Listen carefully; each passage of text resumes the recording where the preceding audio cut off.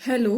तो last video में हमने देखा था कि किस तरह से हम अगर कोई हमें रिकर्सिव फंक्शन दिया हुआ है तो उससे हम रिकरेंस रिलेशन निकालते हैं और फिर उस रिकरेंस रिलेशन को यूज़ करके हम उसकी टाइम कॉम्प्लेक्सिटी निकालते हैं। हमने लास्ट वीडियो में जो डिस्कस किया था वो था बैक सब्स्टिट्यूशन मेथड। तो इसमें हम एक नया मेथड डिस्कस करेंगे, वो है रिकर्शन ट्री मेथड।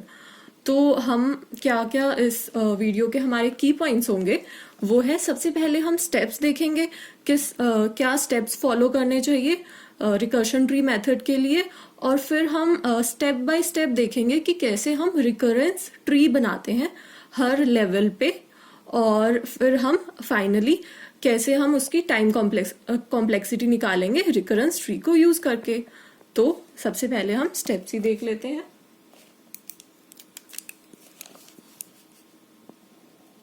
तो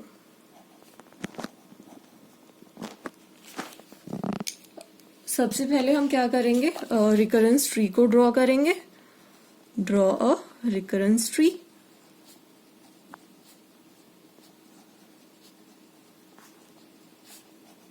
इसका हम स्टेप बाय स्टेप देख लेंगे कैसे ड्रॉ होगा। फिर उसके बाद में हम कैलकुलेट करते हैं time taken at each level. Okay, फिर हम कैलकुलेट करेंगे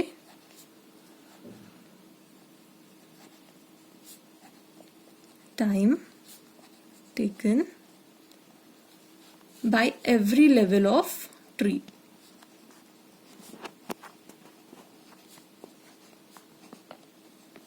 और उसके बाद में हम फाइनली सम कर लेंगे जितना भी वर्क डन हुआ था ईच लेवल पे उसका। Finally we sum the work done at all levels.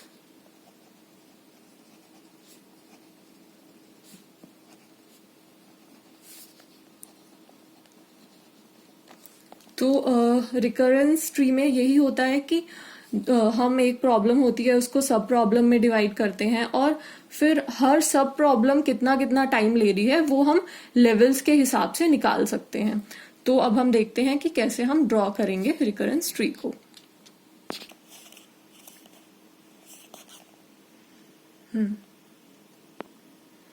तो रिकरेंस ट्री को सॉल्व करने के लिए हम सबसे पहले हमें एक जो रिकरेंस रिलेशन दिया होगा उससे ही हमें स्टार्ट करना है, और उस रिकरेंस रिलेशन में जो सेकंड टर्म होती है उसको हम रूट बना लेते हैं, और फिर हम ड्रॉ ऐसे ही करते रहते हैं जब तक हमें एक पैटर्न नहीं मिल जाता है लेवल्स में। और वो जो पैटर्न हमें मिलता है वो एक एपी और जीपी ही होती है, और उस एपी और जीपी को हम फिर सॉल्व कर लेते हैं। ये एग्जाम्पल से ही आपको क्लियर होगा। लेट्स सी, एक एग्जाम्पल लेते हैं। ये हमें एक रिकरेंस रिलेशन दिया हुआ है 2tn/2 प्लस n²।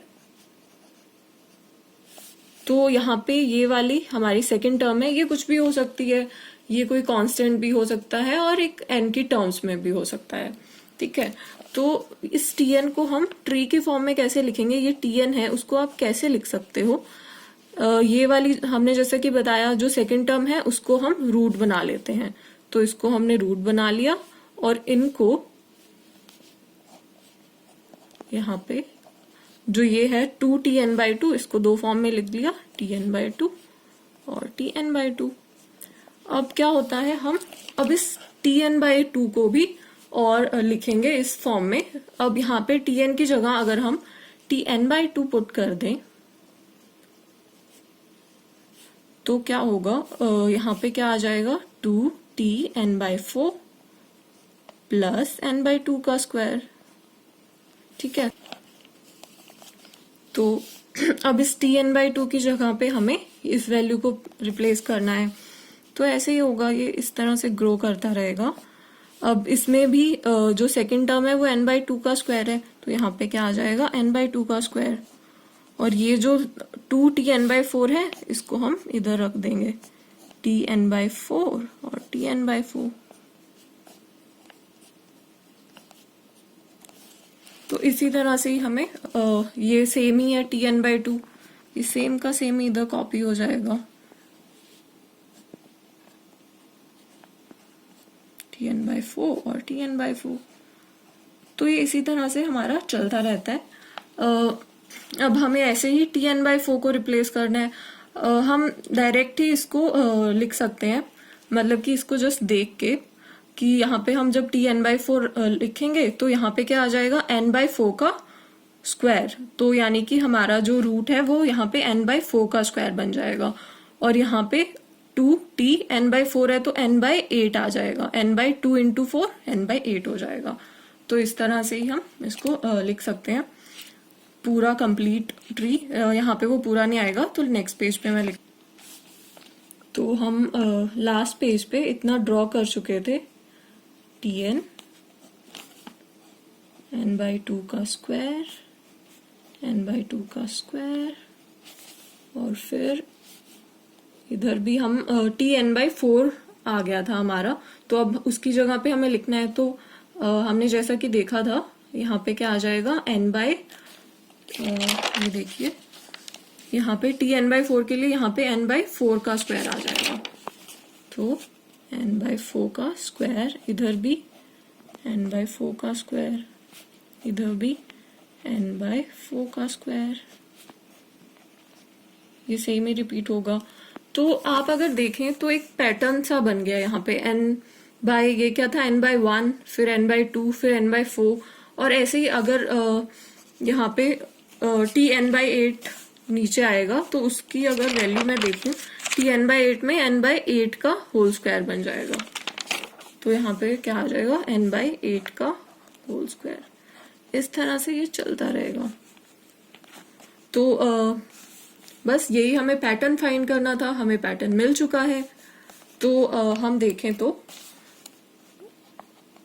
इसमें हमें लेवल्स लिख लेने चाहिए, लेवल क्या है और नोड्स कितनी है हर लेवल पे। तो ये जो फर्स्ट लेवल है उसमें इसको हम 0th लेवल बोलते हैं, इसको हम फर्स्ट लेवल, इसको सेकंड और इसको थर्ड। तो इसमें अगर हम देखें तो क्या पैटर्न फॉलो हो रहा है, 0th लेवल पे n/2⁻0 ये बन रहा था। ओ सॉरी, यहाँ पे Tn की जगह n² आएगा, जो हमने लास्ट देखा था यहाँ पे n² है। तो n/2⁻0 का होल स्क्वायर ये पैटर्न फॉलो हो रहा है। और यहाँ पे क्या हो रहा है, n/2⁻1 का स्क्वायर। ये मैं रफ में जस्ट कर रही हूँ कि आपको पता लग जाए यहाँ पे हो क्या रहा है। यहाँ पे 2⁻2 का स्क्वायर ये हो रहा है, और यहाँ पे n/2⁻3 का स्क्वायर।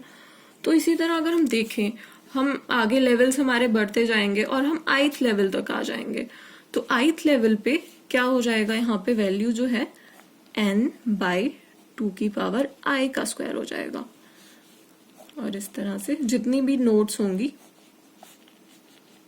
ठीक है।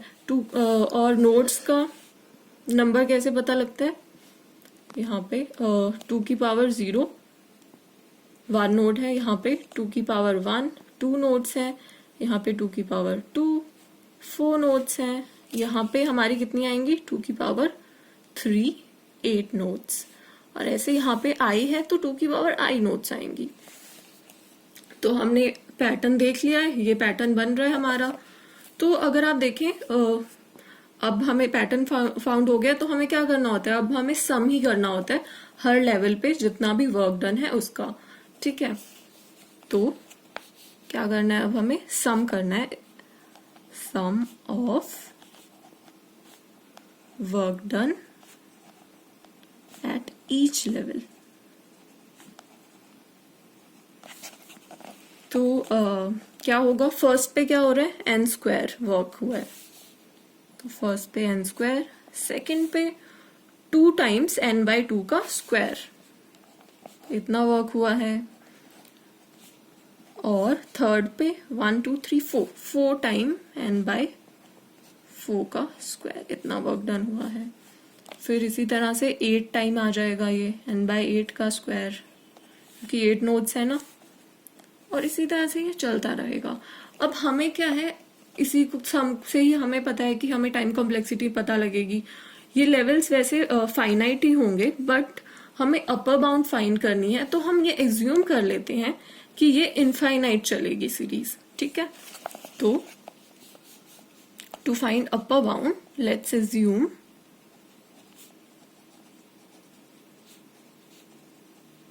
कि ये सीरीज क्या है, इनफाइनाइट है।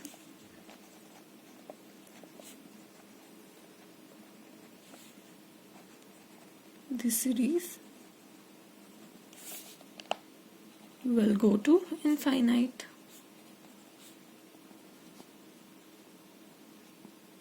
तो बस इसको थोड़ा और सिंपल फॉर्म में लिखें, n square plus twice n square by 4 लिख सकते हैं इसको, प्लस 4n स्क्वायर बाई 16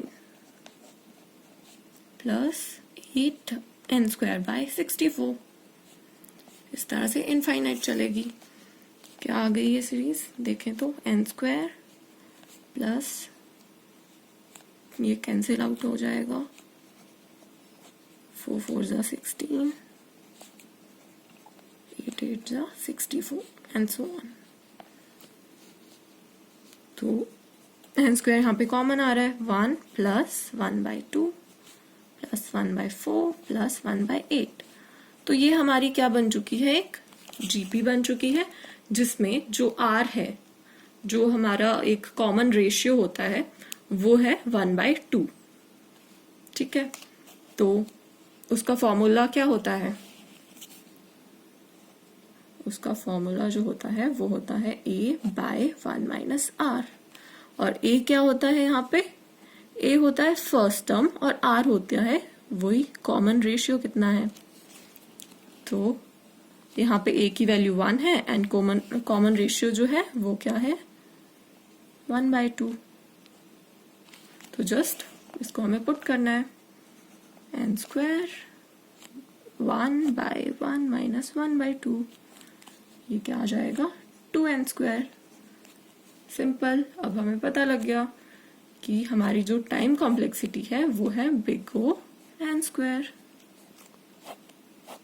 तो यही मेथड होता है इसको सॉल्व करने का। तो अगर आपको लग रहा होगा कि ये फर्स्ट लेवल पे वर्क डन था वो n स्क्वायर कैसे हुआ, जैसा कि हमें पता है रिकरेंस रिलेशन जो हम बनाते हैं उसमें क्या होता है कि ये जो n स्क्वायर इज कितना हमने उस फंक्शन में काम किया। जैसे किसी भी फंक्शन में हमें सम वगैरह करना होता है तो वो यही होता है, और फिर हम उसको बाकी सब प्रॉब्लम्स में डिवाइड कर देते हैं।